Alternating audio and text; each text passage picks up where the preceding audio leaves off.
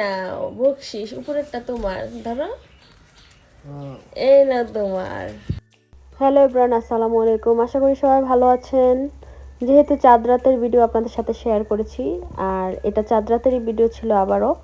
তো আরহাম চাঁদ রাতের দিন বাইরে এরকম বক্স ছেড়ে অনেক অনেক নাচানাচি করেছে ঈদের গানে বা ঈদ মুবারক গানে। ও কয়েকটা গানে প্রচুর নাচানাচি করেছে, আর ওর কাছে এই নাচানাচি করে ঈদের আনন্দ মনে হচ্ছিল, আর আমি দাঁড়িয়ে দাঁড়িয়ে তাই দেখছিলাম। ও এতে আরও বেশি ওর ভালো লাগছিল। তো এখানে আসলে এগুলো করে একটু মজা পাওয়া যায়, এছাড়া তেমন কেউ নাই বাসায় আমাদের। আশেপাশে দেখা যায় যারা ছিল তারা যার যার মতো খেলছিল, আর ওরা হঠাৎ করে এসে নিজেরা নিজেরাই আনন্দ করে, সাফওয়ান আর আরহাম।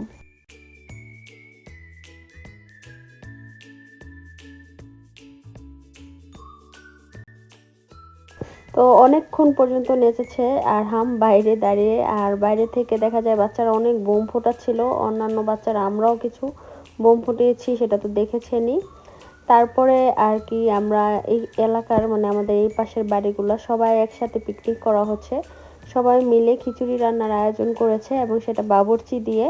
তো আমরা সেখানে যাব খাওয়ার জন্য কিছুক্ষণ পরে। তো রান্না হয়ে গিয়েছে, আরহাম, আমি, সাফান তিনজনেই যাব, এবং ওর বাবাও যাবে। তো আরহাম নাচানাচি করছিল, কিছুক্ষণ পরে আমরা আবার সেখানে যাওয়ার জন্য রওনা হই। এই বাড়ির পিছনে আরেকটা বাড়ি, সেখানে আয়োজন করা হয়েছে, সেখানেই যাব আমরা।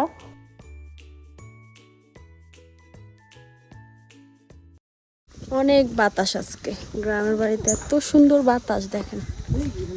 আর ওই বাড়িতে আমাদের আজকে এখানে সব পুরো আমাদের এই সাইডে সবাই মিলে পিকনিক করতেছে। সেই পিকনিকের খিচুড়ি বাসায় দিয়েও গেছে, কিন্তু আমরা একটু যাইতেছি এমনি। দেখেন কি পরিমাণ বাতাস। আরহাম, দেখছো বাতাস কেমন? হ্যাঁ, অনেক বাতাস। এই যে গাছপালা দেখেন কি পরিমাণ বাতাসে আওয়াজ হইতেছে। তারপর আমরা চলে এসেছি এখানে, দেখি যে সবাই এখানে। তারপর আমরা চেয়ারে বসলাম, আমাদেরও খিচুড়ি দেওয়া হলো, আমাদের বাসায়ও পাঠানো হয়েছে, এবং খিচুড়িটা এত মজার লেগেছে। পিকনিকের যে কোনো খাবার আমার মনে হয় খুব মজার হয়ে থাকে। তারপরে ওখানে অল্প পরিমাণ আমরা খাই, যদিও খেতে যাইনি, ভেবেছিলাম যে দেখি কি করতেছে ওখানে। আমাদের খাবার তো পাঠিয়ে দিয়েছে, পরে ওখানে অল্প খেলাম। রাত বাজে 12টা, বেশি হবে 12টার। এখন ম্যারি, এই যে দেখেন কই এসে বসে আছে ম্যারি। ওর হইলো দোতলায় ঘুমাইতেছে, আর আমার হইতেছে এই যে নিচের তলায়। 2 তলা আর নিচের তলা। এখন এই পাটাতনের মাঝখানে এরকম ফাঁকা আছে, এই যে এখানে ফ্লোরে। তো ভয় হইতেছে ম্যারি যদি উপরে থেকে শিশু করে দেয় আমাদের উপরে, কি হইব? ঠিক না? হ্যাঁ,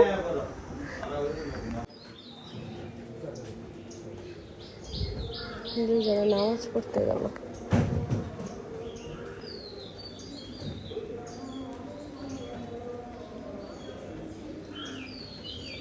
বৃষ্টি পড়তে হয়েছে, তো পড়তে হয়েছে কালকে থেকে। বৃষ্টি থামে নেই, একেবারে অল্প, কিন্তু বৃষ্টি পড়তেছে। এই নাও বকশিস, উপরেরটা তোমার, ধরো। এই না তোমার।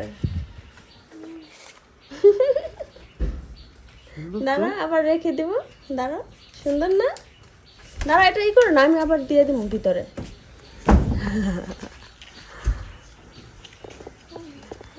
বাচ্চারা এভাবে ঈদি পেয়ে অনেক খুশি হয়ে গিয়েছিল। তারপর আমি রান্না করতে চলে আসি, গরুর মাংসটাকে কষিয়ে নিচ্ছি, বিরিয়ানি রান্না করব সেজন্য, এবং এদিক থেকে চালও মেপে নিচ্ছি। তো বাচ্চারা যেহেতু রাতের বেলা খিচুড়ি খেয়েছে, আজকে বলল যে পোলাও খাবো বা বিরিয়ানি খাবো, ভাবলাম বিরিয়ানি রান্না করে দেই। এদিকে আমি আলুটা আগে ভেজে রেখেছিলাম, কাঁচামরিচ সব দিয়ে রান্না করলাম। পরে আমরা একসাথে খেতে বসেছি সবাই। তো এই হচ্ছে বিরিয়ানিটা খুব মজার হয়েছে, যদিও নিজের রান্নার নিজেই প্রশংসা করছি। অলওয়েজ আমি বিরিয়ানি রান্না খুব ভালো পারি, সেটা বলার কিছু নেই। দেখেন কি সুন্দর মরিচ হয়েছে আমাদের গাছে। এই গাছগুলো গতবার দেখে গেলাম, তখন মরিচ ছিল না, আর এবার দেখেন কি সুন্দর, মাশাআল্লাহ। এই মরিচগুলো খুব ঝাল হয়, গ্রান হয়, এগুলা খুব কি ঘি মরিচ বলে এগুলোর, ঘি মরিচ সম্ভবত। আর এই যে হচ্ছে আমাদের লেবু গাছ। এবার এই গাছের লেবু খেলাম আমরা বিরিয়ানির সাথে, খিচুড়ির সাথে হইতাছে আরো মাশাল্লাহ অনেক।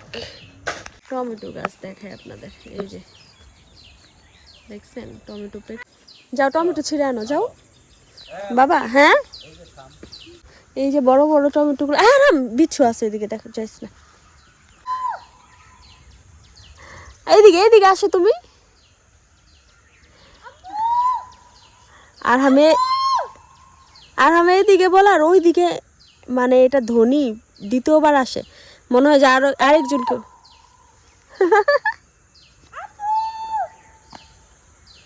মানে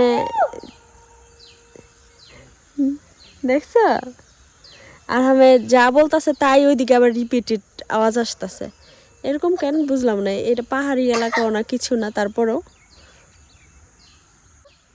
হ্যাঁ এই জায়গার মধ্যে যে এমন আমি চিন্তা করি নাই। বলো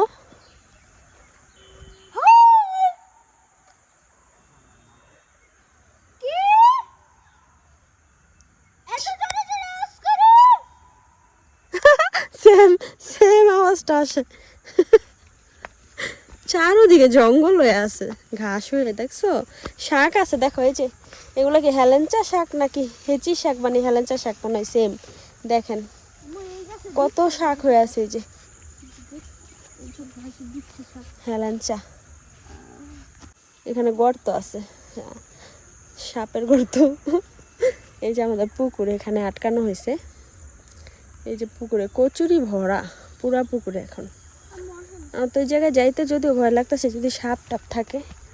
যাও যাও যাও।